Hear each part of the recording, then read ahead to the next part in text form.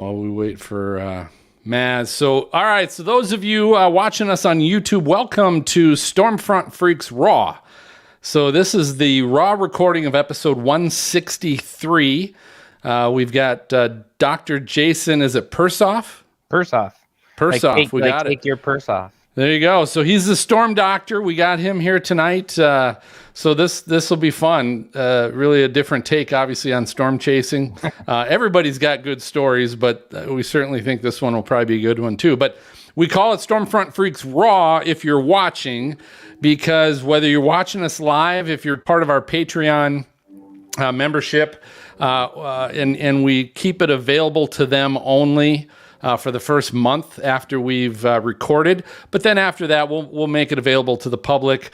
But it's raw because this is the recording. It is unedited. This is where you get all nothing gets beeped out. This is where you get all the over the breaks, what's said and done. And we always get great questions from our Patreon VIPs on the breaks. But this is raw. So if you do want to listen to the edited version of the show, just listen to Stormfront Freaks podcast. We usually post that, edit and post it the following weekend on all the podcast players you can think of. Just go to stormfrontfreaks.com and you'll find one you can use and listen to us on as well. So welcome. So we are waiting on Maz. You know what? I think last show I had to text him and that was 2 shows ago. He was mowing the lawn. So let me see if he remembers. You mean like actually mowing the lawn? Great. No, he was doing the... Right. He was mowing the lawn. All right. Landscaping. Hey, Jason, do you ever get the Robin Williams thing? Yeah, I do. I love that. Yeah. I love that vibe. I love that, man. I wish he was, my dad. That'd be cool. I mean, yeah, it would have been in the past, but not as relevant now. I also get oh God, his name just escaped me. Princess Bride, Inigo Montoya, that actor. I was gonna say Richard Dreyfuss. I like Richard Dreyfuss too, although he's kind of stuck up a little bit, just a little bit. Oh, really? Yeah, a little bit. Trying to get on won't let me, it says. I like this game. We should make this a game where we go around the room and talk about who everyone looks like. Who it looks like. Ooh, who do I look like? Yeah, I thought Dr. Brown from Back to the Future. I was hoping you were going to say that guy from Sons of Anarchy. I haven't watched the show. I don't watch that show either. Okay. Greg, I would have. You do look like him, though. Yeah, I have no idea who he is. Thanks, Jason. Yeah, that's what I do. Thanks, Doc. Yeah, that's what I'm laying it down. Greg, I would have said you look like one of the Inglourious Bastards. I haven't seen that movie either. Great movie. Shut up. That's my best. Yeah, that's my and favorite I heard Turn it's off good. the Great podcast. movie. Just Phil and go watch that. Holy cow. Yeah. All right. I'll be back in 2.5 hours. I think it's 3, but yeah, that's... No, Hey, it's good. Tarantino is only going to do a couple or like one more film and then he's done. Who? Says Tarantino? Really? I don't normally like his work, but Inglourious Bastards Oh, Serena, I'm same page. Like, there's a few of his shows that I was just like, that's not my jam. But Inglourious Bastards, I love. Jason's so angry like at us right now. Movie. Jason's about to hang up on us. Good. Okay, that's it. Okay, Jason. So then you have to tell me. There's one where there's like, they go to this bar in Mexico, and I think the girl gets kidnapped or whatever. And then it's like 2 different people made the first half and the second half of the movie. The second half, everyone turns into vampires, and it turns into a blood-sucking mess. Oh yeah, that Tarantino one. What? I don't know that I've seen that. I can't believe it. Yeah, what's that? It's got George Clooney. No, does it have George Clooney? Maybe. Yeah, and he's in it. Quentin Selma Tarantino. Hayek? Yeah, and Quentin Tarantino is actually in the movie. Well, he does. It's funny, Phil, that you mentioned. Oh, does he? Okay. Oh, yeah, that's what he. Phil, does. it's funny that you mention George Clooney because I have had that. I can see the resemblance. So close. A few times now. Yeah. I mean, all right, I'm gonna look up this movie now because this is gonna kill me. Maz, what's happening? Are you in a new location, Mr. Massaro? Mass? Hello? No. Can you hear me? Yeah, we can hear you. Wow. Yeah, because I can't see anybody anymore. What the? Wow. Better This that is so way, Matt. bizarre. Yeah, so the whole Clooney thing doesn't mess me up then. From dusk till dawn. Yeah, dusk Just to dawn. hold on. Yeah. I've not seen that one. I've not seen it either. Yeah. 1996. That was the first introduction I had to Tarantino, and it was one of those like done. It I'm was like freaky. can't do it. Yeah, that I'm was out. weird. Like no. Now I have seen Once Upon a Time in Hollywood. That was good. I haven't seen that one yet, but Django Unchained, that's some stuff, man. That's great. Yeah, It's a great movie. All right. Well, here's what we're gonna do. I'm gonna quick do our teaser intro. So let me quick do that first. All right. Coming in 3, 2. Hey, Storm Freaks, it's Phil. Everyone has a story, but tonight we get to hear the story of a storm-chasing medical doctor, Jason Persoff. We also have some hashtag weather fools, and we found some potty mouth forecasts we get to share with you tonight. That and more is all on episode 163 of the Stormfront Freaks podcast. Okay. one more time with energy, Phil. Yep, you got it. Okay, so here we go. So we'll do the opening. We'll find out what everyone's drinking tonight for our co-hosts. Then Maz, you get the intro. Are you good on that? Yes. As long as Dr. my bandwidth, it's. I don't know if you can hear me. We can. It's We got, can. kind of Your a Mac video is headroom really control. breaking up. Yeah. I don't know what's. I don't know. I would cut the background because that'll be chewing up some. All right. Let's see. Cut the background. That might help.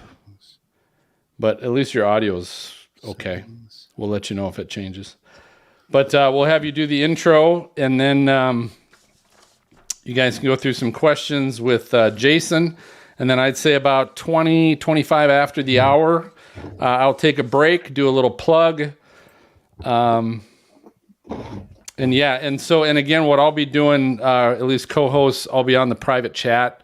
So just keep an eye on that. If I kind of say, hey, last question or something like that, so you know that I'll be going to break. I'll communicate on there. Okay. Jason, you ready? Are you sure you're ready? I'm ready now. Now You know I what you're finally getting yourself into? So weird question before we begin. I know we usually ask later. Did a lot of people bring weather fools for later on? Because I've been going 4,000 miles an hour and I didn't. And if like nobody has one, Yeah, we've got I'll 'em. find one during the next break. Nope, I've got 3. I got one. And I've got a new laptop, so hopefully it won't click and all that stuff when I show Oh, fun. it. Okay. All right. I'll see. I usually go through the week and like save things if I find I'm sure good Mass ones. has a few. He always brings 1 or 2. Yeah, I did one last year. I think I'm up to. You've hit your quota. All right. Here we go. We are coming in. 3, 2. Hey, welcome to the most entertaining weather podcast. This is the award-winning Stormfront Freaks podcast. It's brought to you by Kalshi. It's a federally regulated exchange where, listen to this, you can trade and forecast weather events, including hurricanes, water levels, and global temperatures. So just go to kalshi.com, sign up, and learn more. We'll also share a special announcement at the end of the show, so you don't want to miss that either. And thanks to our Patreon teammates that help support the show, including those that are joining us live, either watching us live or are actually in the studio with us. There's all kinds of ways that you can participate. You can join our Patreon team with multiple levels of perks. You can find the link at stormfrontfreaks.com. And as always, it's happy hour here as we record episode 163. And so it's our way to go around, find out which of the co-hosts are joining us tonight, and also just kind of let you know, hey, we like to have a good time on this weather podcast. So I'm going to start with Greg Johnson, our storm chaser and photographer. What are you drinking tonight, Greg? I've got some vodka and some sort of fruity beverage. It's about 130 degrees Fahrenheit where I am right now in my camper van up in Nova Scotia, and I'm just trying to stay cool lots of ice. Poured the bucket. I did the flash dance scene today, Phil, where I poured the bucket of water on me while I was Sexy. doing my. Yeah. Anyway, You should have saved that for the show. hot. You should have saved that for our Patreon members. Yeah. Sorry. They would have paid for that. But hey, good job on the conversion there.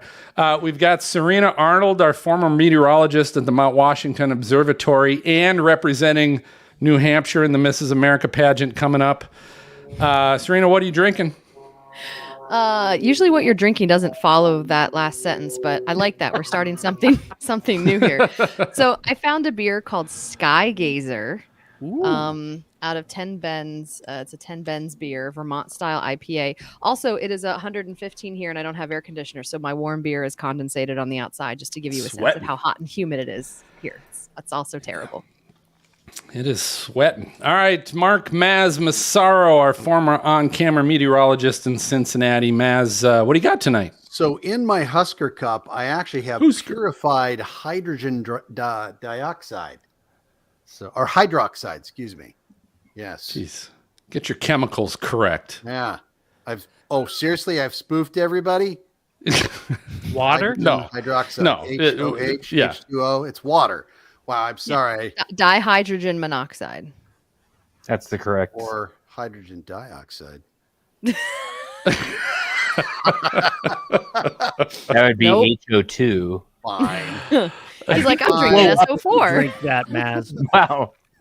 Well, Maz, I'll tell you what, on that great intro, let's see if we can do a better job with our guest tonight. That's right. The doctor is in. Dr. Jason Persoff, MD, is an internal medicine specialist and has over 25 years of experience in the medical field. He's currently an associate professor of medicine at the University of Colorado. Jason has been chasing storms for over 2 decades and also enjoys competitive fencing. I love the privacy kind. Those are the best.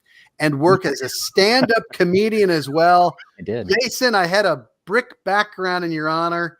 And it felt very stand-up-y. It really did. I couldn't do it. it. So have you done the funny bone? No, I don't know what that is. Well, okay. I don't have one. Are you on the circuit? circuit? That removed. I'm sorry. No, I used to be on the circuit. I don't do it anymore. I found it was easier when I wasn't the one doing the dying. So I became a doctor. So that actually worked out much better for me. You're killing By the way, it I'm now. drinking a a lot of them just go away. Permanently. And I'm drinking a 2022 Pepsi. That is a great year. That's a good vintage. Yeah. You know what? It's got such great, terrific sweet notes. It tastes just like Pepsi. How many How's the ounces is that thing? effervescence? Yeah, right. I mean, really, if when you sniff it, you get a little bit high. Anyway, so it's good. Things are good. Things are really good. Yeah, I couldn't do stand up for long. I don't meet the height requirements. I'm really short, actually. I'm only 5'3". So you have to have a boost up. Is the problem? Jason, okay. Yeah. Listen. Sorry, Greg. Sorry. You No, can it's go your right show. into the stand-up shtick if you want, but Thanks. Wow, that feels good. Wow, But those snare drums are almost. I as good want as to the know. booze. I want to know. I got to get to the heart of the matter here. Have you ever, storm doctor, right? Have you ever been in that situation where you've had to use your doctoring skills and your knowledge in a storm situation? Oh yeah, definitely. Oh, thanks for the brick wall again. Yeah, absolutely. It happens more often than you think. Partly because a lot of these storms, when you're out chasing them, things happen. And those can include car accidents, car versus livestock, real common problem. And I was in the Joplin area in 2011 when it was hit by an EF5 tornado, and ended up working there for about 12 to 18 hours after the tornado hit. Wow. Yeah, Holy pretty cow. amazing. It was amazing. And any kind of standout story from your career of storm chasing, where that medical, like where you had an amazing experience where you're able to help somebody? I think Joplin was sort of that model. I mean, it was really kind of, it was one of the best nights of medicine I'd ever had, an opportunity. There were only 2 hospitals in Joplin, and one of them was directly hit, and the other one was genius. There's only two of them, right? So they're built right next to each other, about 100 yards apart. So an EF5 comes ripping through there, destroys one of the hospitals, and hits the other one partially. So I ended up spending a lot of time taking care of the patients who were transferred from the damaged hospital over to Freeman Health System. And it was an amazing night. I think one of the things that was probably the most amazing to me was the tornado hit right around shift change, around almost 6 p.m. And many of the nurses and doctors I was working with, they didn't, the cell towers were down. They had no idea whether or not their families were alive or their homes were destroyed. And the dedication and sense of purpose that they all brought to their jobs was one of the most amazing things I've ever experienced. And the patients themselves were incredible. How long of a night was that for you then? It was about 12 to 18 hours. I got there at around, almost right after it hit at around 6 p.m. and then worked until pretty much dawn. So around 7 a.m. the next day before I couldn't go on. Yeah. How does that work? Do you just, sorry, Serena, do you just like show up? Yeah. Flash a doctor badge and right. start triaging people, or how does that work? Yeah, I basically come and take over. No, it was a catastrophe, of course. And it's funny because my whole focus of my career now is on disaster preparedness, which of course, fortunately, nothing happened over the past couple of years, to make me need to do that job more, like COVID. But before that, I realized that I was a liability for that hospital showing up and starting to assist, but they needed all hands on deck. And I started off in the emergency department helping with patients there, and then it became rapidly clear that they needed a physician to oversee the patients who are at the other hospital that got damaged. And that's sort of my background is in hospital medicine, helping people who have like strokes, diabetes, cancer, and things like this. And there were over 50. I don't know what the final tally was, but they basically took me at my word. I made Xeroxes of my licenses and gave it to them on the way out, and got a medal for it. So it was kind of nice, but that wasn't the purpose for doing it. It's what I do, and I loved it.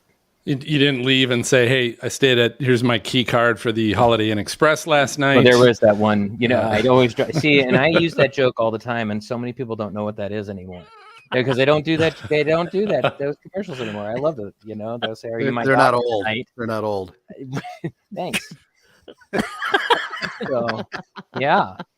No, I mean, I usually left a signed 8x10 photo for all the nurses. No, I mean, no.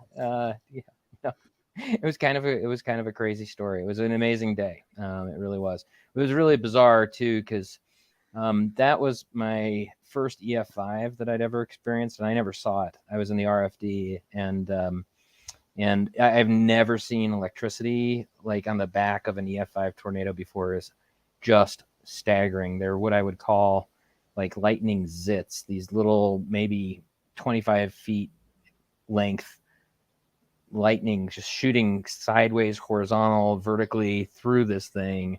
And it was just an incredibly terrifying experience. There's also this theory about infrasound, that tornadoes produce this very low level. We can't hear it, but our temporal lobes can absorb that infrasound, and it's used as a military weapon actually to make people scared. And I can tell you, man, even though I wasn't facing the tornado, I could feel it, and I was terrified. It was one of the few times I've gotten really terrified by anything. Wow. Yeah. How many people do you think you saw that night? I think over probably around 75 to 80 that night. Yeah. Wow. Hey, when you think about the situation for and I'm sure they went through it in Moore, Oklahoma, and all these places where these really terrible things go on, and I mean, imagine in St. Louis and in Eastern Kentucky with the floods. When these disasters happen and you're dealing with the trauma patients, the patients that are there as a result of that storm, life goes on for people, right? So you still have these other things happening, like you said, the heart attacks, the hypertension, and the what. Yeah. Somebody help me with it. How do you manage that? Like, how that seems like you're doubling the workload for the same amount of people. Well, you absolutely are, and that's where emergency preparedness comes into play, and that's basically my whole shtick. And it's interesting. It would be convenient if disasters could always strike on a Sunday afternoon, which happened to be the case with Joplin. So, 24 hours in the future, and it would have been rush hour traffic when the EF5 rolled through. But no, we've got to be able to absorb patients. We know from like Israeli trauma data from bombings that every hospital needs to be capable of taking in 20% more patients than they already have. And we actually are facing a big crisis in our country right now, in that our hospitals are overfilled. Not just from COVID, but from everything else. And, how do we do that? And that's part of what I have set out to try and figure out. But yeah, it's a really bizarre thing that during this huge trauma event, I was dealing with medical patients who had things like kidney failure, and, one guy who was pissed off because his doctor didn't come in to discharge him from St. John's Hospital, the hospital that was stricken. And he just wanted me to give him prescriptions for the medications he needed and to go home. I'm like, I don't know anything about you. And he's like, don't you have my records? And I'm like, I think Tennessee has your records. I don't know where your records are, man. He's like, I was taking a big white pill. And I'm like, there was Narrows it down. things that happened that night. And that was one of those bizarre ones where he's like, can you just discharge me? I'm like, no, I have no idea what's going on with you. Do you know what's going on with you? I have no idea what's going on with you. Any crazy stories of survival from Joplin? Yeah, that same guy was amazing. He so the sad thing that happened is he really wanted to get home to his wife. That's why he wanted to be discharged. But his wife showed up at the hospital and was reunified with him, fortunately. And she told him they had no home to go home to. And so he kind of quieted down. And when I circled back to round on him later in the evening, it's like, I saw some crazy stuff that in there. So the top 2 floors of St. John's, the top floor was pretty much removed by the tornado, and the 5th floor, which is just below the 6th floor. I mean, at most hospitals, sometimes they build them the 5th floor in the middle of the hospital just to keep things, lively. I Captain Obvious over here. So the 5th floor was mostly damaged, and he was on the 5th floor, and he actually saw a Coke machine fly by down the hallway and then make its way through the wall. So that's pretty crazy. And then, a lot of the patients who were hooked to this medical equipment, the medical equipment became shrapnel. So you had like bizarre things happening with IV poles, getting thrown around, patients who were semi-garroted by the telemetry leads, the leads that we keep track of the heart rates on. And so there were some crazy stories that came out of that, and everyone was covered in a dust that was actually really sharp. So I actually cut my hand at one point in time, just palpating patients, because, that debris, it's not, they don't iron that, they don't file that down before you touch the patient. So they were just covered in it, and there was a lot of debris inside his ears. And I apologize. If you start getting a lot of wind feedback, let me know. I'll switch locations. But we have a little front moving through. But in any case. That's incredible. I have so many questions. One, I mean, it'd be really cool from it. Like, here's the science. It's the scientist in me. I'd like to see like all the data of the patients as the tornado was coming through. Like, that'd be kind of cool. Let's see what it does to everybody. It did actually. There's a lot of things that came out of Joplin that were really fascinating. One of them is there's a fungus called mucormycosis. I mean, and just the name of mucormycosis, that it's gross. I mean, right? It's a terrible thing. It actually lives in soils, and during volcanic eruptions and tsunamis, it's known to cause patients to get sick with this particular one. Patients who are severely immunocompromised also can get mucormycosis. But what happened after Joplin is there were so many people showing up at this one hospital's emergency room. We didn't irrigate the wounds properly. We basically, if you weren't dying, you weren't getting admitted to the hospital. Well, some of those patients, I think a total of 6 or 7, ended up dying from mucormycosis that got picked up by this EF5 tornado out of the soil, aerosolized into those wounds, and ended up killing them, even though they weren't immunocompromised. So there are some very fascinating things. The other thing that I saw pretty ubiquitously was head injuries. So, we're built very top heavy. Some of us more than others. Not going to point them out, or which window they're in on the top of my screen. But no, I'm just kidding. But yeah, it's randomized, right? Okay, no, never mind. It's all so- there. It's different for everybody. Yeah. We're all offended. All of I us think are. that's good. If I can offend everyone equally, I've done my job. Everyone's top heavy, and so when you get thrown by tornadic winds, you're slammed into the ground with your head, and that's what a lot of people came in with was head injuries too. So they were covered in stuff and had head injuries. Okay, Pretty so all this medical stuff is Deep. cool and is amazing, and it is deep. And I want to hear more about this mucus fungus later.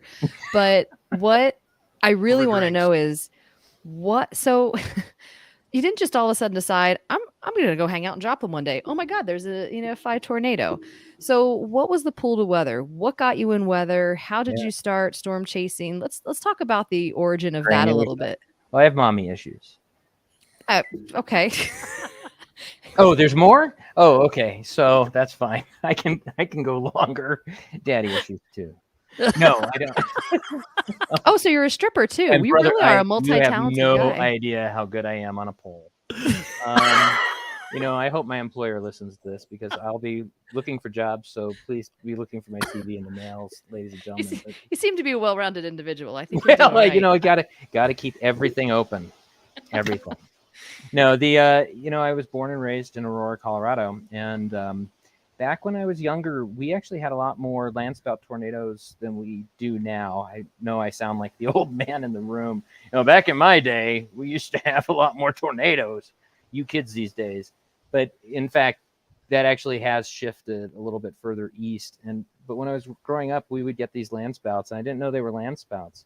When I was a kid, what those were, but I became fascinated, loved them, went to college. And one day I'm reading USA Today and they have this thing about storm chasers. Like it never occurred to me when I was growing up, you could actually like get in a vehicle and follow these storms. Like I'd get depressed when they drove away. And then I was like, holy cow, people chase storms. I think I'll do that.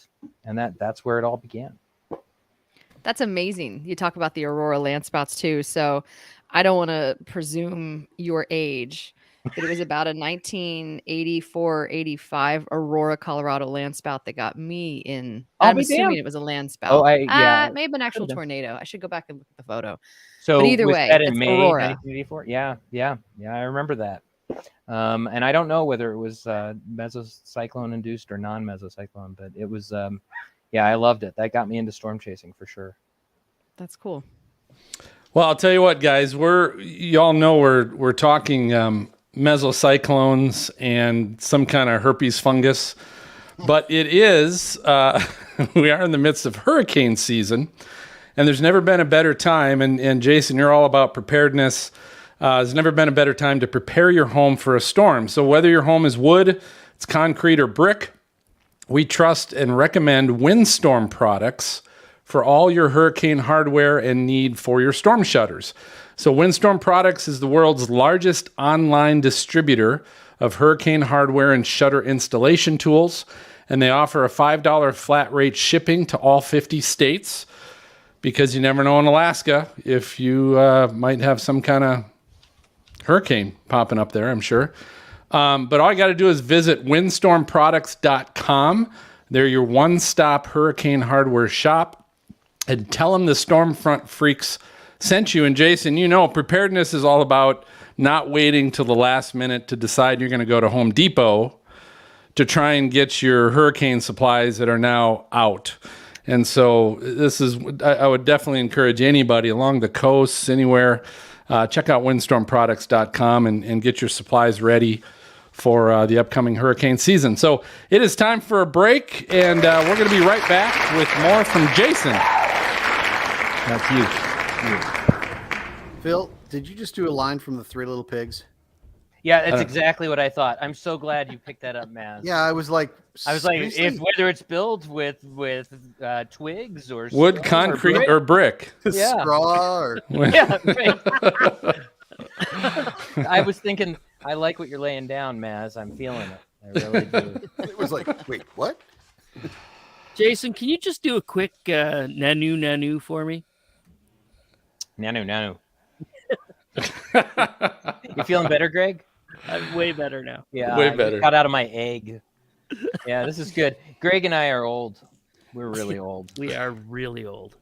Not as old as Maz, I think. Thank but you. I'm- I was just Yeah. like, but I wasn't sure about that. But I'm going to gamble based on my age. not sure guessing. why I was feeling left out. You know, like, it's like, wait, I'm glad to bring you into the mix, my man. it's okay. All right, so I don't know where the hell Dan went. We lost Dan, and we don't have Garrett's not here, and Angela's not here. So I will ask this. I know Josh Burnham is watching. Josh, do you have a question for Jason by chance? He says, "I'm not old, and I understand it." Thank God, Josh. My God, makes me feel so much better to know that. Now that's a well-educated child right there. And he has no question. Good. Excellent. All right, so we'll just keep this train moving right along. It's picked up momentum. I mean, why would you want to stop it now? So what we'll do is we'll come back from break. We'll have some more questions, maybe another 10 minutes or so of questions, 10, 15, whatever. Oh, there's Dan Wallace. Just in time for the break, Dan Wallace. Nice.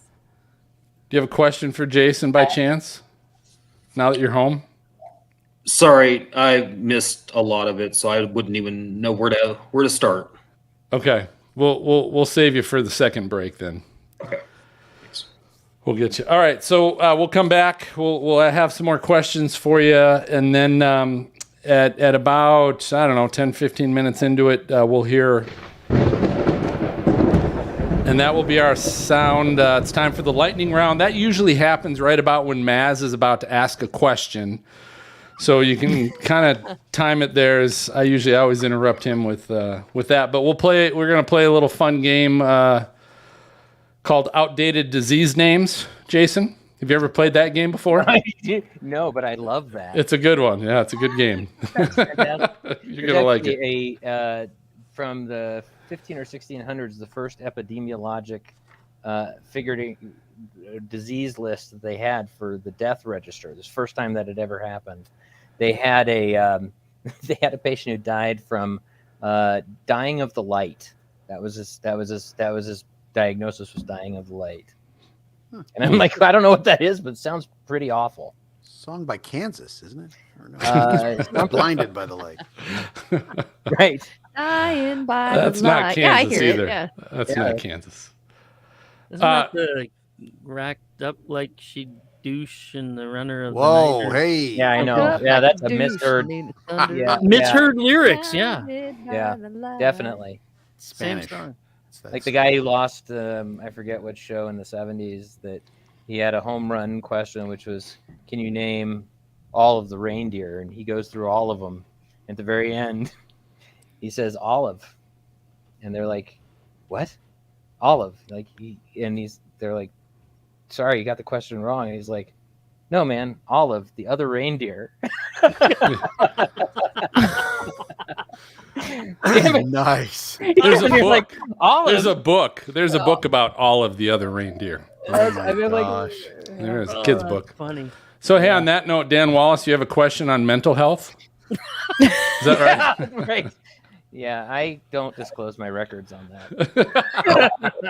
Well, I do recall hearing, I believe you speak about chasing and kind of the adrenaline rush you get from that, and maybe a correlation to some stuff with mental health.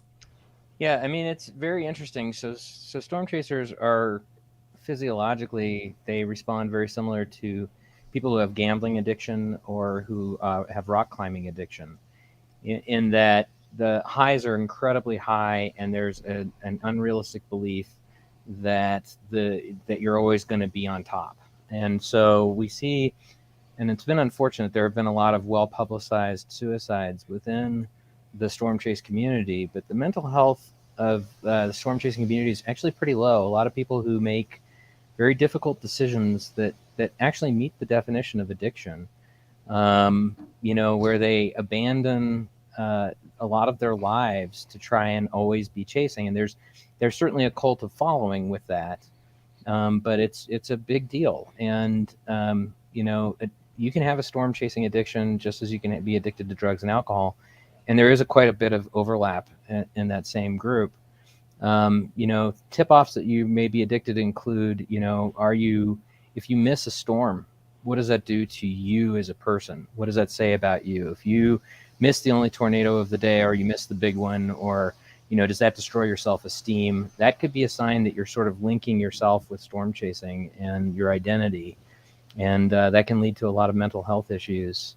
And we definitely see that. I mean, back when I started chasing, if you get a tornado every few years, I take 2 weeks off to go chasing, there were years that I'd go by without catching a storm because we didn't have real-time radar. For the old guys in the group, particularly Maz, we used to chase. I'm sorry, man. I'm sorry. It seemed very, like I could beat you up if we met each other. It's sort of the thing. So I feel okay with doing it. No, I'm kidding. But we used to go to hotels and motels who'd have the Weather Channel on, and to try and look at current radar obs. I mean, the success rate was extremely low. So when you got one, you felt pretty good. When you didn't get one, you're like, oh, that's fine.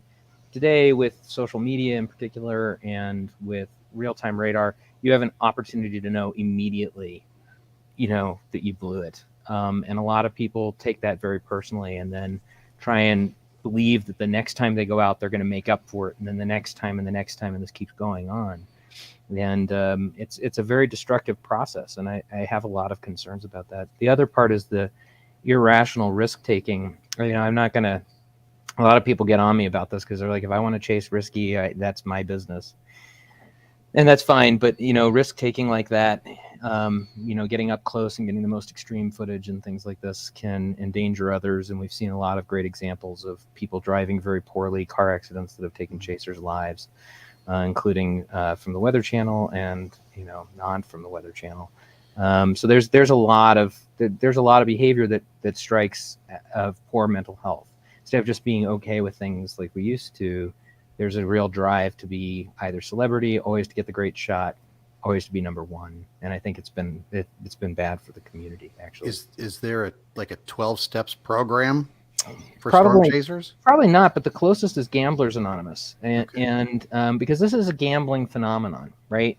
I mean, I'm gambling as much as we do a lot of forecasting, which is really good. As a storm chaser, right, I'm kind of targeting an area that may be 25 to 50 miles in diameter at most for where I'm going to set up and chase. And as we all know, both the mesoscale and mesoscale phenomena that can lead to tornadoes happening and where they do and don't can be very frustrating. I mean, how many times does the SPC get criticized for a high risk or a moderate risk bust, right? Everything's there, but then it doesn't happen. And then, in Colorado, we well know the no risk tornado, that happens from the Denver convergence zone. So, you can be as good as you want to be, but you're basically gambling every time you go out that you're going to be on the right storm in the right position, getting the right footage. And it's very similar. Well, and it's probability based, which is similar as well. Well, I appreciate you speaking to that. Back to you, Phil. Well, thank you, Dan. I thought we'd actually come back. Glad you could join us. So are you home? Dan, are you home or are you in Cleveland or where are you at? I'm back in DFW. You are? Okay. All right. Cool. All right. So we'll come back, like I said, about 10, maybe 15 minutes of questions. Then we'll go to the lightning round and then we'll take our final break. Okay. You good, Jason? I'm doing great. Rock and roll, buddy. How's that Pepsi going down? Pretty smoothly. It's you got to squeeze the right, corn to get this kind of syrup. All right. On that note, here's a visual image that I could put up on the screen, but I think corn squeezing. I'm from Nebraska. I know what you're talking about. Oh, Mass. All right. I think there's a 12-step program for that. There it sure is. That's right. Corn All right. Coming back in 3, 2. All right, welcome back to the show here with Jason. And Jason, you talked a little bit earlier that you've really gotten kind of into storm preparedness. So I want to talk a little bit more about that. I guess at what point did you decide that, hey, I want to go that route a little bit with some of my focus? And then what are you focusing on within that? Like what are the projects you're doing, or what are you doing there? Yeah, so I actually have an EMS background, so I was on 2 different fire protection districts during college up in Boulder County, and so I had an EMS background. I thought I was going to be an ER physician, actually, but then I got to the point where I'm more of a house kind of doctor, right? I like to solve the mysteries and try and figure out the complex cases that we face, and so that's internal medicine in a nutshell. I'd gotten away from that sort of emergency area. And my dream had always been to somehow work medicine into storm chasing, because I thought that would be really cool. And of course, when Joplin happened, I realized, my God, here we were in this hospital, overwhelmed by trauma patients, and the surgeons had to be in the OR full time, just operating nonstop. And how could we, as a hospital-based internist, how could we assist in those circumstances by taking lower acuity patients with lower trauma that don't need surgery? How can we help take care of the surgeon's patients while they're in the operating room? And so I've started a number of initiatives which have gained some national traction, and I've published on that sort of sets the tone of how, most of the time when we hear about multi-casualty incidents, our normal thing is to think about trauma surgery and the emergency department, but actually it has a big effect on the functioning of the whole hospital. And so trying to get the whole hospital on board with preparedness has been my main mission. And I was in the midst of that when we suddenly got COVID, of course, and COVID sort of emphasized the importance of that emergency preparedness, because we were ready to go for what we thought was going to be a small pandemic. There's a funny story to that, which is we have a highly infectious disease unit. It's a real party to be on. Phil, you were through that once, I think. But I think anyway, so. that's not important. But we deal with the highly infectious organisms like Ebola and things like this, and it's about 19 beds total. And we thought all of the COVID patients at our hospital would fit in those 19 beds. Oh no, sorry. What I meant is over the 600 beds that we had for the hospital as COVID came to a head. But so a lot of the stuff that I do now is looking at both short impact things such as gunshots and motor vehicle accidents, to longer term events like bioterror. All the happy, this show has been so uplifting. I'm so glad I could be here to tell you all the things that could go wrong. Hey, I just want you to know it is a party to have Ebola. It is. It is. I think you and I may be talking about 2 different things, but I like the thought process. So what about this monkeypox? What about monkeypox now? That's a good question. Monkeypox is a big concern. First of all, know that it is not a sexually transmitted disease. Because a lot of people are thinking this is strictly a homosexual or sexually transmitted disease. It is a contact disease, and it's actually a pretty scary one, because people are infectious for 2 to 4 weeks. For COVID, you're only infectious for about a week, at most 10 days. But this monkeypox stuff, I mean, if you get in bed sheets with somebody who's had monkeypox, you can get monkeypox. It's going to be renamed, because monkeypox is just so embarrassing to say. Chickenpox is too, if you think about it. So they're going to actually rename it so that it can be taken more seriously. But pretty good idea not to get intimate with anybody who has a rash. I don't think I need to say that to everybody, but in fact, that is one of those things that I like to say. Solid advice. If you want to come for the easy 2-cent show, I'm here for you. Just killed the bar scene. All the Yeah. Well, I don't know what kind of bar you were using. Oh, going to. So Jason, do you have anyone on staff that takes you seriously ever? Like, there has to be some. Oh yeah. There has to be some moments where they're like, for real, you want us to do that? Yeah, I'm much more loose right now than I am at the hospital. At the hospital, I'm a little more intense. Sometimes we get out of those tents too, so it doesn't really matter. But sorry, I don't know what's going on tonight, man. It's just sugar and caffeine with something. Jesus, yeah. Lord. No, I'm sorry. It's been interesting. But I'm usually pretty serious at the hospital. But I like chilling out with you guys. You're amazing. So are you the one at the hospital that they're always asking what the weather's going to be like tomorrow? Yes, in fact, part of my duties is to make weather-related decisions for the hospital. So, like when we're looking at blizzards and snowstorms, what's the impact going to be, and what do we need to do for staffing for that? And when we make announcements about tornado warnings, because it's not a small deal. When a hospital is under a tornado warning, you have to move all the patients out of their rooms away from windows, because modern hospital design is let's get as much glass around the patient as possible. And they use very low grade ballistic glass. So it only is able to tolerate like an EF2 level of wind. So you get an EF3 moving in and it's going to kill everybody through the glass. So we have to move every patient into the hallway. Yeah, my wife was hanging out in the hallway when we had our second child because we were in a tornado warning. Where were you is the better question. But yeah, that does but I mean, that's seriously, it's a huge undertaking. And when you have patients who are hooked up to ventilators and things like this, it becomes a very serious deal. So yeah, we pay a lot of attention to the weather. So the cheap glass, is that because hospitals just aren't making money anymore? Or?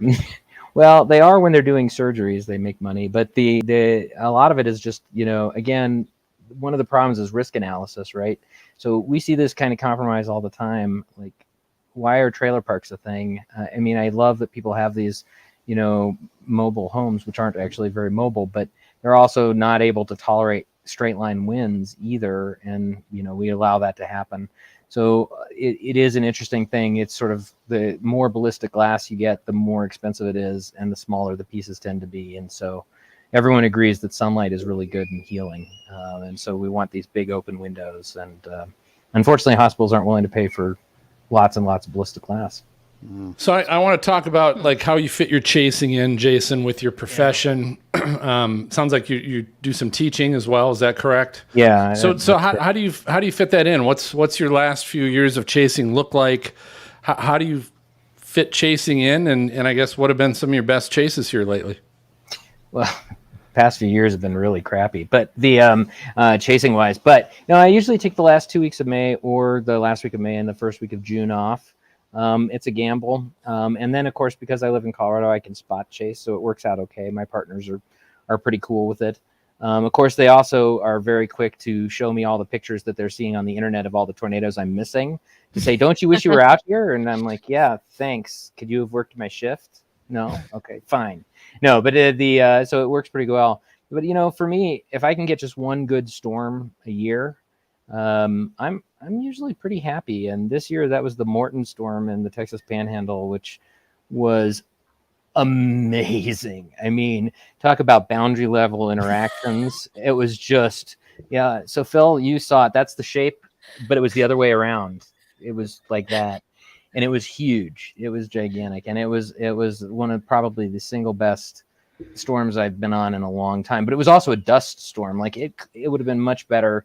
Like I left my door open long enough to get out of my car and came back to about, a centimeter or two of dust all over my dashboard. I mean, it was crazy, but it was an amazing storm. Do you know what that was rated? I've heard differing reports. Some people saying that it was essentially a very impressive, but like a giant EF1 tornado. I wouldn't be surprised if it was. It was a lot of open land. There wouldn't have been a lot of secured structures. To my knowledge, it didn't hit a home. I mean, it was the ideal situation, right? That's like when Campo happened. Campo was probably my best chase ever because Campo on May 31st, 2010, insane. I had targeted the Goodland area and that forecast was really not panning out. And this isolated storm formed 2.5 hours to my south. So I do what I never do, which is I never abandon my target because I've watched my target produce more times than I care to admit when I'm somewhere else. And we went down to chase that thing. It stayed stationary for 2.5 hours. And once I got out from underneath it, it put out this incredibly photogenic tornado. Like it was just like, oh, yeah, Jason's almost here. We can get this going now. It's amazing. Oh. Well, Jason, this is what you've come and what you're waiting for.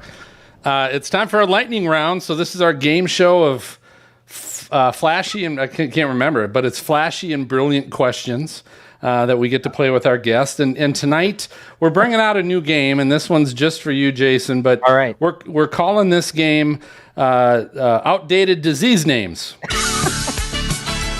Outdated disease name. So we already mentioned a little bit of monkeypox is probably going to be an outdated disease name soon. Yep. But here's how we play this game. I'm going to give you the outdated disease name, and then I'm going to give you 3 options. So this is multiple choice of the actual disease that this is known for, or it's the new name, I guess. That's more professional to use. I don't know, but That's good.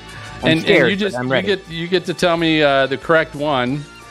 And if you're wrong, then I'll go to the freaks, and they get to pick from the other 2 remaining answers. That make sense? Good. Multiple choice. Okay, multiple choice. And this is not too difficult. Multiple choice. So, all right, the first one, Jason, is barrel fever. Barrel fever, is that jaundice, alcoholism, or a Donkey Kong jumping reaction? Barrel fever. Oh, that last one's got a lot of appeal, but I'm going to go with alcoholism. Alcoholism. That would be correct. Whoa. That would be correct. You're off to a Yeah, good man. start. All right. Yeah, because people who withdraw off alcohol get fevers and shakes. The whole works. There you go. Barrel fever. Interesting. All right. Next one is black dog. If you've ever suffered from black dog, that is either depression, a low sex drive, or having speech in rapping rhymes. That's black dog. Wait, let's see. Can you use it in a sentence? No. You don't have black dog. I hope you don't have black dog. Yeah.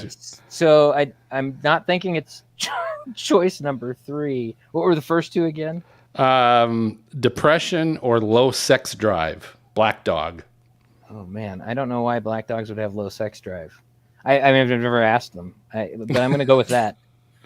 You're going to go with the low sex drive? Sure. That is incorrect. So, freaks, it is either depression or having speech in rapping rhymes.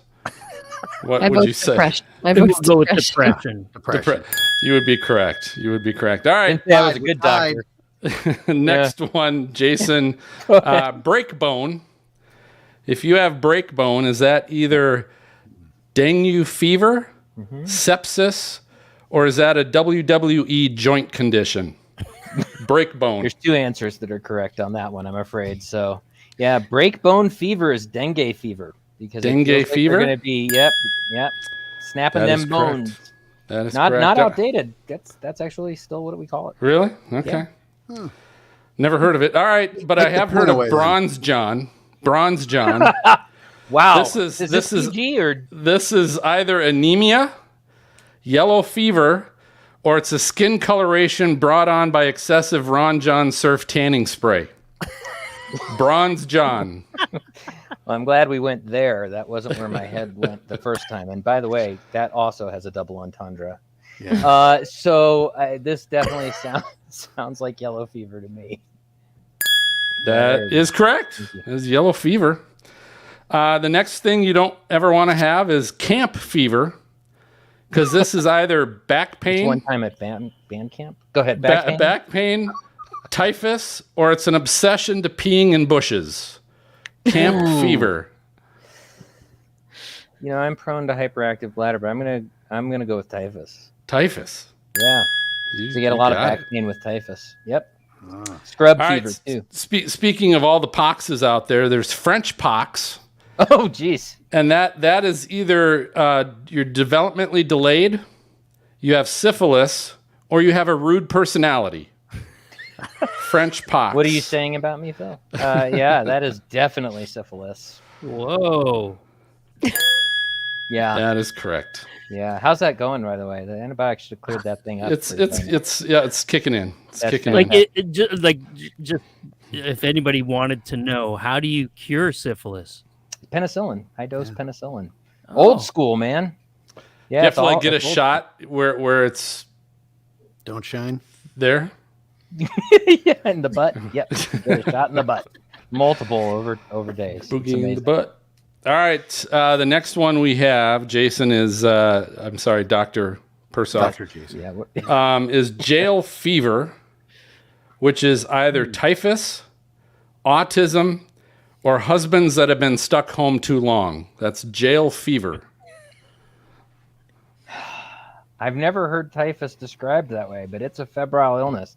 Let's go with husbands who are kept home too long. Oh, Yep, no, that is incorrect. The crowd liked your answer, but that was not the correct answer.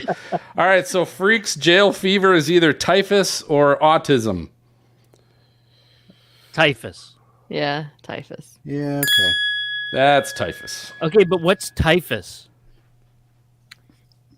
so I'm not a doctor. Don't ask me. So, Jason, that's a Like, question I I feel think like to you. typhus is an outdated disease name. I don't know what that is. I played one on TV. So it comes from typhoid, which originally comes from ladies with the name Mary. That's pretty much it. wow. So typhus is a salmonella infection. It's and close. actually, You're yeah, it's so close. And there was a typhoid Mary, in fact. When you're talking about actually, typhus is a different issue. It's a scrub illness. It's mosquito borne. But typhoid, which is different, which you brought up, Maz, is from salmonella, and it's a condition where Mary got it. It's a gastrointestinal disease, so salmonellosis, and it can invade the liver. And she continued to cook back in the days before we cleaned hands, and spread it to a bunch of different people while she was cooking food for them. So there you know. Yeah. Wow. All right. It's Okay. different. I'm glad I could bring, once again, bringing the whole group down. All right, so we got three more. Go for it. More, Jason. So the next one is Can't wait. mad cow. Mad cow. Yep. Is that either gangrene, Creutzfeldt-Jakob disease, or a vet term for bovines that get lifted by tornadoes? Mad cow. Oh, man, I love that. They're not always mad when they're lifted in the air. Oh. I watched Twister. That same cow went through twice, looked fine. Yeah, it's definitely Creutzfeldt-Jakob, which is a Thank prion you. disease. Thank an you for the infectious- correct Sure. pronunciation. It's a prion disease, and the thing that's so screwy about prions is They they're don't die. infectious proteins. They don't even. They're not even viruses. They're like proteins that infect you. And they don't die, do they? They can't. No, die. they're almost impossible to sterilize. Right. Yeah. Whoa. Yeah. All right. Now, next up is ship fever. Ship fever. Ooh, we know what that one is. So this is either impetigo, it's another name for typhus, which we talked about already, or it's binging episodes of The Love Boat. Ship fever. Yeah, I'm gonna go with typhus on that one again. Isn't Typhus it is just so scurvy? damn popular. No, Why are there so many different names for typhus? because it's Like such you a get crappy it on the disease. ship and Like you everyone get it gets on. You at get the camp. barrels. No, Who's you ever get it- had typhus? No one's ever had typhus. it's still very common in Southeast Asia. Really? Yeah, very common. All right, last one.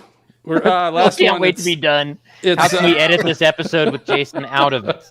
That's what I'm feeling. last one is the shakes. So that is either someone that's had anesthesia, it's Parkinson's disease, or it's those living in Nome, Alaska. The shakes. Wow, I don't know about that last one. It's pretty interesting, but that would only be episodic, so it is Parkinson's disease. Yeah. There we go. Yep. Well done, Dr. Jason. Phil, have we ever had somebody do as well on the lightning round as what Jason just did? Yeah, I don't know. I don't know. I don't think so. I think, That was pretty good. you only missed one, and it was one you missed on purpose, or missed Yeah. two. Hey, Okay. hey, Greg, would we even know though? Because he could be. I'm my like, whole point. yeah. Right. Yeah, count on it. You're like, oh, okay. That He's a sounds doctor. about right. Ah. So, Jason, do me a favor and tell me how our listeners can find you on social media and find your work. So on Not your medical work, but like your all right, photography work. 'cause I have some great stuff that I've done with gloves. Never mind. So you can find me at stormdoctor.com. You can find me at Twitter at stormdoctor. I'm also in the NFT space. Not that I've sold a single thing except one thing, Well, but hey. at Foundation and also at OpenSea at Storm Doctor as well. Wow. Well, hey, it's a start. You sold something, right? That's I did to a Even if friend. your mom- So there's even if your $50 mom bought it, too. being exchanged. You know, sure. that's a really nice thing. Here, you stop selling. All right. Well, hey, everybody. As I mentioned earlier, tropical season is upon us, and at helicity.co/SFF, they've got a huge selection of creative weather and hurricane themed T-shirts, gear, and merchandise. including some from the Stormfront Freaks, like our hashtag WeatherFools shirts, stickers, and more. Just go to the exclusive site, helicity.co/SFF, and you'll earn 5% off your entire order. And while there, click on the Brands tab. You'll find all your Stormfront Freaks favorites.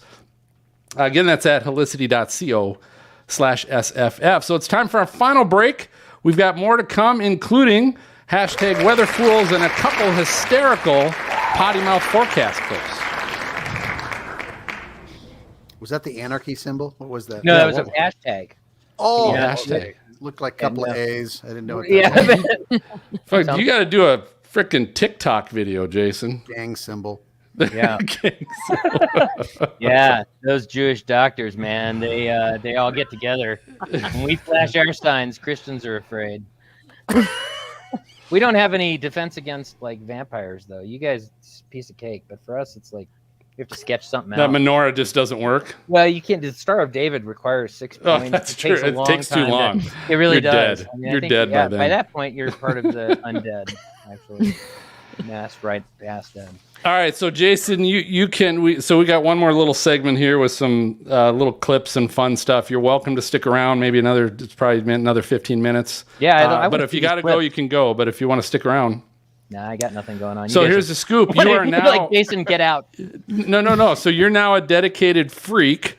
So you can comment from the peanut gallery like the rest of us do, and Fantastic. all that stuff. So all right, so take here's my what we're gonna cue do. from So Matt. Serena, I'm having you do Weather Fools because Brady's not here. Okay, I could do that. Right, I'd given it to him, and then he texted me after we had the agenda. And Brady, so Weather Fools. So I have 3 Weather Fools, and I will share my screen. Hey, Phil, are you still doing the stunt double stuff for Vin Diesel? Yep. It's we're kind of running short on films at this point, Right. Okay. so I'm not getting a lot of work, but yeah, we're still It's COVID. It's COVID, man. Right. still working on it. All right, and Greg, did you have a Weather Fool? I got one. Yeah. Yeah, I'm looking through to see if I had saved anything because I frequently do that, but I don't. So, I don't know if Serena, I- are you really running for Miss America? Yeah, I am. Yeah, Mrs. Really? Mhm. That's outstanding. Congratulations. Thanks. She's got one state down, 49 to go. Man, you just Uh, need to kneecap them all. Show them how smart you are in the weather forecast. Kneecap Tanya 'em. Harding thing, right? So you know what's cool is so one of the things I have to do is I have to go out. There's a state costume, so it's like just come up It's with a great costume. shape. Yeah, I mean, right. for I New know. Hampshire. It's amazing. Yeah. So Something skin tight. Probably. yeah, poor Texas. But anyway, so Yeah. I've got to come out with a costume that represents New Hampshire somehow. So I'm actually walking out on the stage with an anemometer, and that's all I'm saying. It's gonna be. I was pretty just cool. thinking it was gonna be something like syrup or something. Yeah, she's no. she's Am I- she's walking out in the nude with an anemometer. That's I that's vote. her plan to win the whole thing. That's- Well, Yeah. I mean, I'm I'm gonna put all walking my in. eggs in one basket, so it's it's what you Mm. should do. Absolutely. Definitely. solid. Solid strategy. plan. I think you're on it. I'm gonna be Husband's honest. gonna especially like that one. That's right. That'll Oh, be- God, it is Yeah. Mrs. Yeah, nothing says passionate like bringing an anemometer into the bedroom. I recommend that for most of my patients. Better than a Usually, I sling have to check the psychrometer. barometer to see if I'm going to be under pressure, but an anemometer is a whole different. All right, so Serena, me and Greg. I, On that note, yes, you I always actually did you always have find- great segues for us, Jason. yeah. I did find one. Let me see if I can. Okay. Did you Get get it. my share, Phil? Yep, I got it. Okay. Serena, I'm gonna have to double check yours. You brought last time you had 2 that we had used already. So what are Oh, you really? thinking? What'd you find? Yeah. Let me show you. It's these guys at like a factory that have a sliding door that they open during a huge storm, Oh, I like and that. it's like Cool. sideways rain and craziness. Huh. Okay. Can you share your screen, or you just gonna put your camera up to the? I'm gonna put my cell phone up to the camera. Be like, Okay. watch this. No, I'm sending the link to myself right now. All right. So give me. And then this is, once we're done, this is episode 163. Be on the show notes at stormfrontfreaks.com. 63. And then, Greg, you're coming into a little highway to hell. And this is potty mouth forecasts. So you can introduce that. And we scour the internet and the dark web, and we find some discarded clips from our weather friends where they might have been shooting their mouth off a little bit too much and never went public. And we found them. And I've got 2. Okay. And then there's nothing to see on the show notes for that. So when you're done with that, I will close this out. Okay. Does that work? All right. So for Weather Fools, it's just Phil and Greg and myself. And you. Okay. Yep. And me. What order are you going to go in? I'll do Here, mine. you tell me. you what, do this. Can you do this? Because on one of them, I have to share the audio. In order to do that, I can only show the tab. So it's going to be hard for me to go from that one to the next one to the next one, because then I'll have to stop sharing and then go back and share again. So go to me first. I'll share the one, and then come back to me after you've gone through you and Greg. Okay, so you, me, Greg, and back to you. Sure. If you can do that, that'd be good. I can. Josh I Burnham, can, I and saw will. your comment. Thank you, buddy. Sorry. Just responding to a comment. Lightning. They are good. I agree. Thank you. Very good. Okay. So Serena, are you ready? I am ready. Let's do it. All right. You can see my screen? Yep, I see it. So I'll share it when you're ready. Cool. All right. Coming in 3, 2.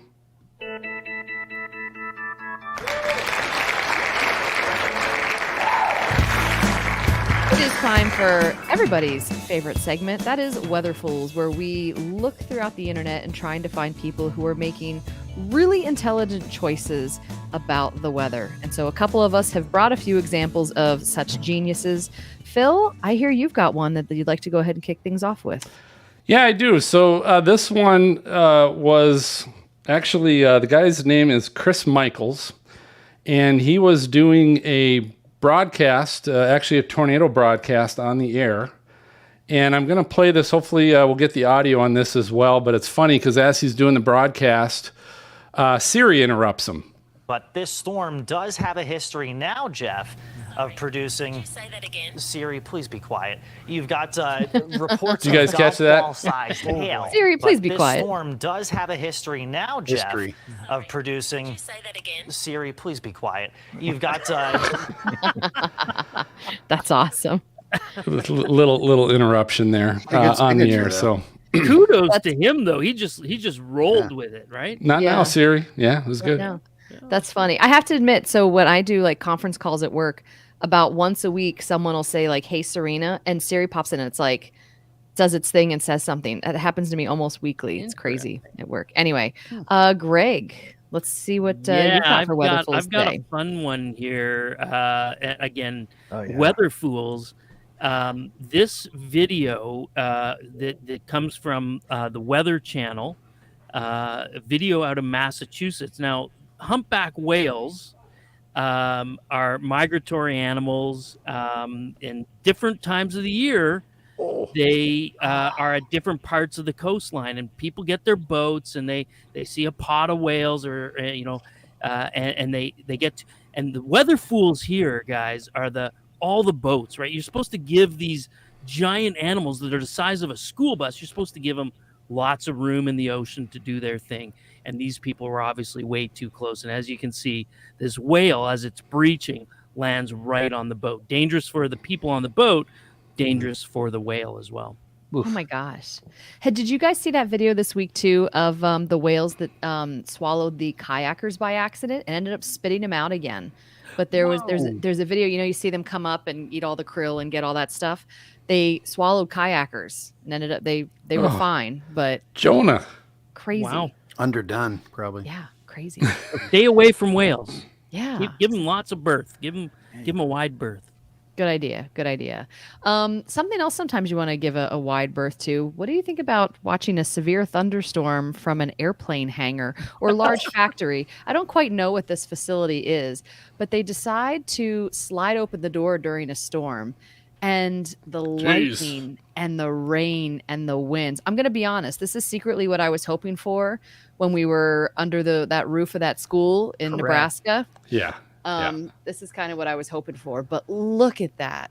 Yeah, it's nice that the roof stayed attached for them. Yeah. No kidding. Wow, look at that. It's a good thing he stepped a few feet back because I'm sure he's not under the roof anymore Yeah. when that comes off.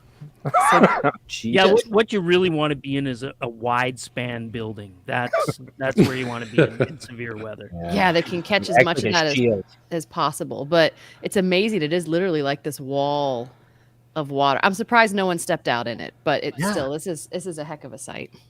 Well, as we all know, storms are afraid of the color yellow, so they were pretty safe, actually.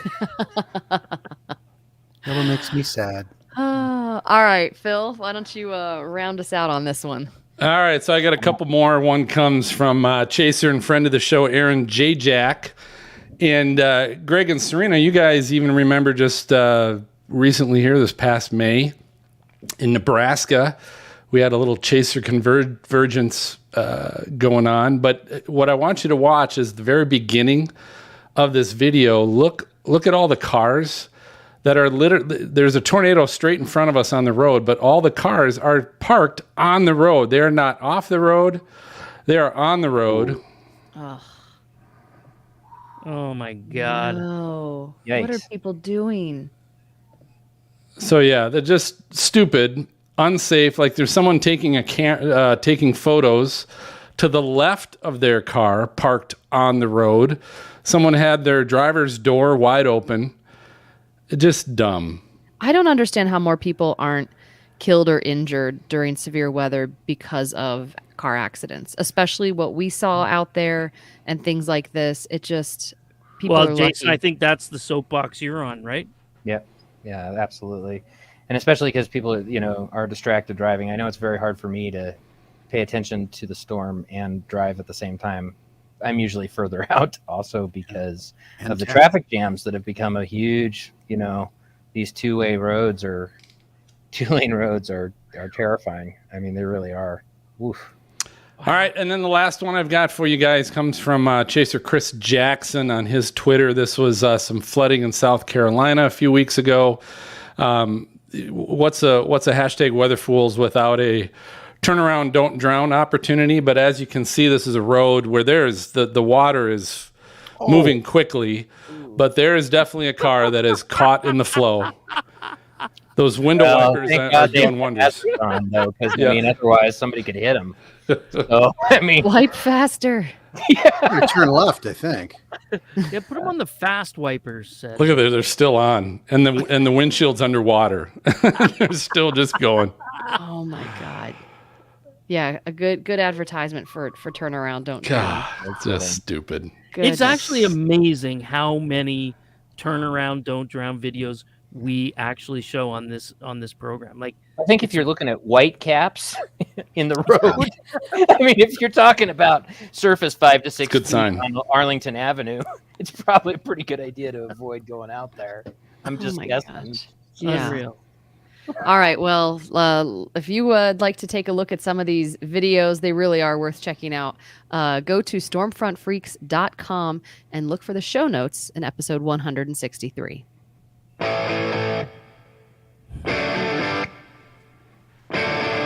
right. One of my favorite parts of this show, and I know Maz loves it as well. This is the potty mouth forecast. And this is where, Phil, I think you found this week some just incredible, listen, some of our weather friends, they maybe say things that they shouldn't have. Maybe they've said something that's offended somebody. And you found some clips of people saying some things maybe they shouldn't have. I did. I got a couple to share with all of you guys tonight. So one that we found, and again, we go, I find these things, they get discarded, right? Because they don't actually use them on air or whatever they're doing. But for the sake of all the kiddos that watch our show and listen to us, because we are a family-friendly show. family-friendly. I've gone through and actually edited out the bad language used on these, but you can definitely tell what was going on. So the first one I'm going to share with you guys, and he's been on one of these before, is James Spann. I think a lot of you guys know James Spann. He's been on the show a few times. Meteorologist down in Alabama. And this was actually from an episode of Weather Brains, which is a weather podcast that he does. But he went off on a rant about being in the people business, right? Like, you know, as a weather forecaster, meteorologist on TV, you're in the people business. And he went off on a rant, so I'll share this with you guys. And I just feel like sometimes we've lost our connection with people, the people we serve. I go into Dollar Generals. Nobody does that. Nobody. I bet you I'm the only guy on this show that goes into Dollar Generals. That's where the audience is, the people that we serve, and not just on television, but on every platform. And they'll talk to you. They'll tell you what sucks and what doesn't, and what they want and what they don't like. And it's fascinating to do that. And I might stop at the Dollar General tomorrow in Dothan and just see what's on their mind. So the whole thing, it's just an experiment in connecting with people again, because so many of us, with these blow-dried TV boobs, and think we're something special, and we go in the studio and, hello, I'm the TV weatherman, I'm a big deal. You're not a big deal. You're a servant. You're a servant. And if you don't have a servant's heart, you'll never be able to do this successfully. And if you can't connect with people, make all your fancy graphics all day, do all this stuff all day, but you've got to have this connection with people in your market. And it takes a while to do that. Fantastic. I like how Dollar General shortened their name. Originally, it was that name. That's business. Wow. All right. I didn't So really that, like The Dollar General. Yeah. I'm sure everybody thinks now that everybody that sees him in the Dollar General is like, yeah, I'm so glad you think so highly of us, James Spann. Connecting with the common man. All right. And then the last one I've got for you, this is a meteorologist, TV meteorologist. Guy's name's Gary Frank, and he does these morning shows, where it's like groups of people and they're all hubbubbing and having a good time and drinking their coffee, and he kind of goes off a little bit on a rant about cold temperatures. I'm not sure what city he's in, but I found it was pretty funny. Outside, I think it's going to be fine. Good. It'll be fine. All right. Could be worse. Yeah. Has been worse. Well, because you guys are dragging me down. You guys keep. Well, every time I get done with the 7-day, you guys are like, oh, gosh, oh. Every time. Doesn't matter what time I come on. 4:30, 5:30, 6:30, and then you expect me to be chipper for 5 straight hours. It's miserable. I want you guys to say, wow, that's great news. It's going to be 60 on Friday. Well, I mean, what do you want me to do? Lie to you? I'll put 70 every day next time. God. Thank you for your commitment. Man, thank you. Mr. Davis appreciates it. He knows when to bundle up. Yep. Here's some wind. Here's some temperature, 20s. Feels like 19 or feels like 70. I don't know. 47, partly cloudy. Southwest breeze 10 to 15. Here's a 60. I don't know if that's good enough for you guys. Get excited. Maybe I'll disappoint you with the 7-day here in a few minutes. That's pretty good. So I guess he had Good enough. rant. He had enough of that. Oh my God. All right. So what'd you think, Jason? It was great. I was thinking about, what was it? Mark Twain saying everyone's talking about the weather, but no one's doing anything about it. That's what that kind of rant. That's right. That's right. Think of. And they're not even listening. They're not even listening. And then they're like, yeah, oh yeah. Yeah. Have another sip of coffee. No, really? Okay. Yeah, that's good. Thanks, Gary. All right, moving on to traffic. So, hey, I think that just about does it for this episode of Stormfront Freaks podcast. As always, we thank you guys for listening or watching. But before I announce the guest of our next show, if you like the show, please don't forget to follow the show on your podcast player so you get notified and receive the latest episodes of our show delivered right to your library the moment they get released. You can find all these various podcast player options at stormfrontfreaks.com. And please help us out. Send a friend your favorite episode, right? You can share those. Just send it via text or AirDrop or whatever it is nowadays, Face Talk. Okay, And, Dad. yeah, and you could also subscribe to our YouTube page and watch all the previous versions of our recordings of Stormfront Freaks Raw, right, which is our completely unedited video. You can hear all the great conversations during breaks, great questions from our VIPs. We had a great one from Dan today for Jason. And who knows what else gets beeped or edited out of our audio podcast.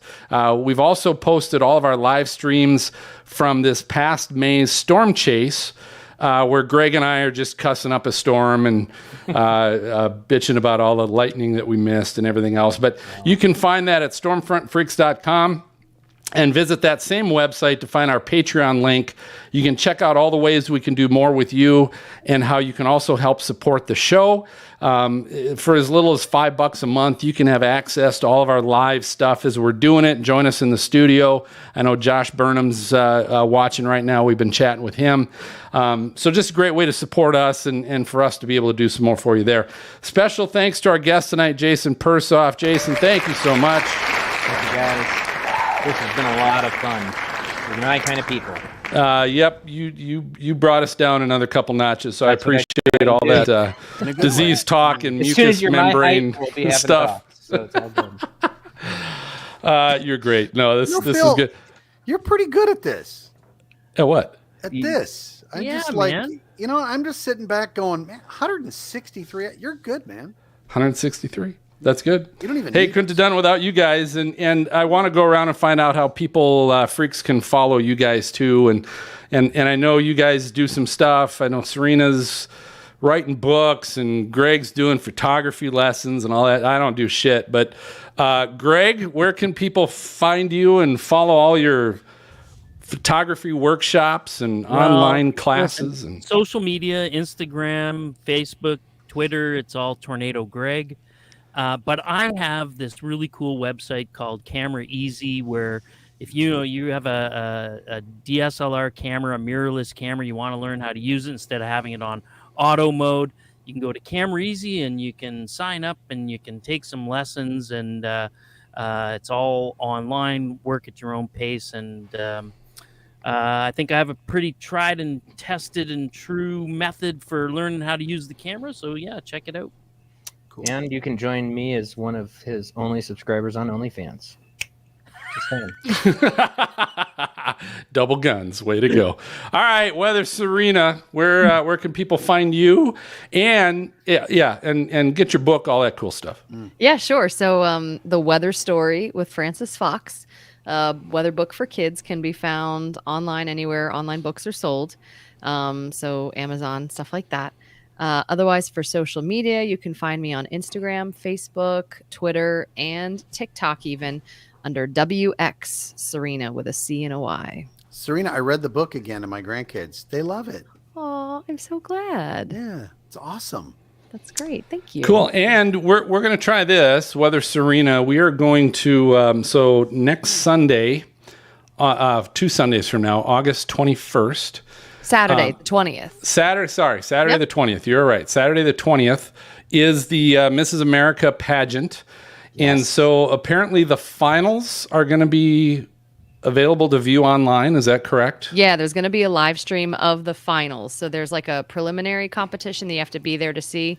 But then the finals is kind of like the big show, and where the top 15 are revealed and you see who wins. So all right. So here's what we're going to do. We are going to do a little watch party. If you make the finals, we're going to put together a little watch party. We're going to do that when you make the finals. We're going to do a little watch party. Well, I'll tell you what, if you come out naked with an anemometer, you'll be in the finals. I would have to assume that. Greg did that the other day. At least for the meteorological community, right? Like, I mean, at least it'll... I love our anemometers. So I'm announcing it now. We'll do a little watch party on Saturday night. We'll let our Patreon members know as well, and we'll all kind of get together online and watch Serena become Mrs. America in Vegas. Awesome. You guys are amazing. So that'll be cool.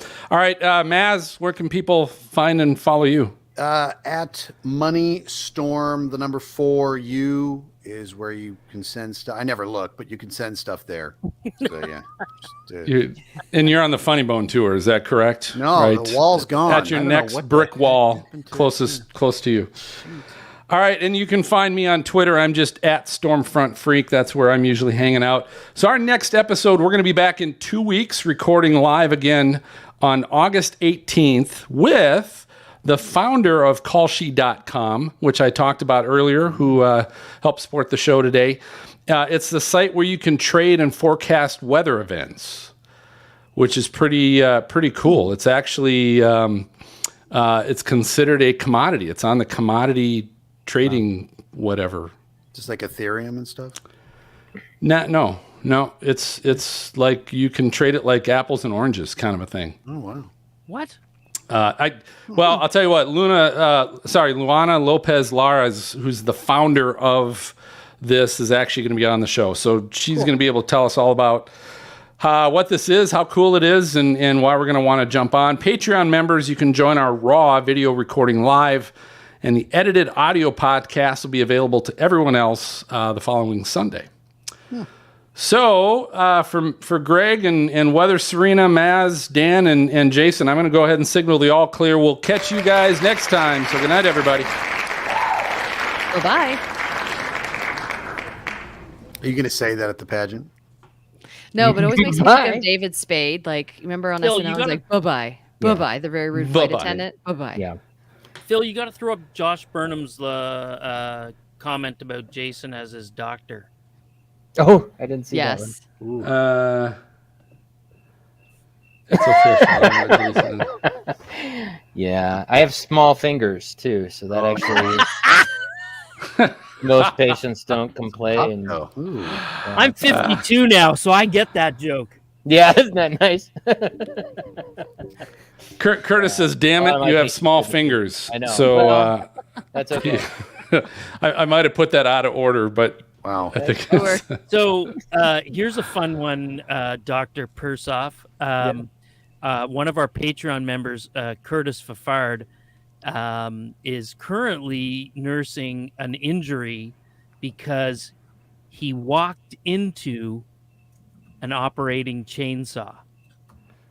no shit. Curtis, did you Wow. really do You that, know, I dude? know a lot of orthopedists, but none of them use operating chainsaws. Wow. I mean, His dad was sawing wood around, and somehow he stepped into it, and a chainsaw hit shit. his hand. And, you know, you think, chainsaws make a small bit of noise, so right? I That's think what your I hearing said. checked. I'm just saying it's Mm-hmm. probably there's some issues there. Yeah. Yeah, Josh. So, Curtis, if you're still on, you okay? Is he okay? Greg, did you talk to him or what? Yeah, now I'm very his concerned. wound is fine. I don't know if he's okay, but his wound is healing. But There are different things between that. Yeah. right. Can't watch Friday the 13th anymore. Well, more importantly, he's just typing with his nose. So I mean, I don't, It takes I him a like little the longer. slow longer. responses. Yeah. yeah, there you go. That's right. It's like those little birds. Oh Yeah, God, I'm just that's saying. funny.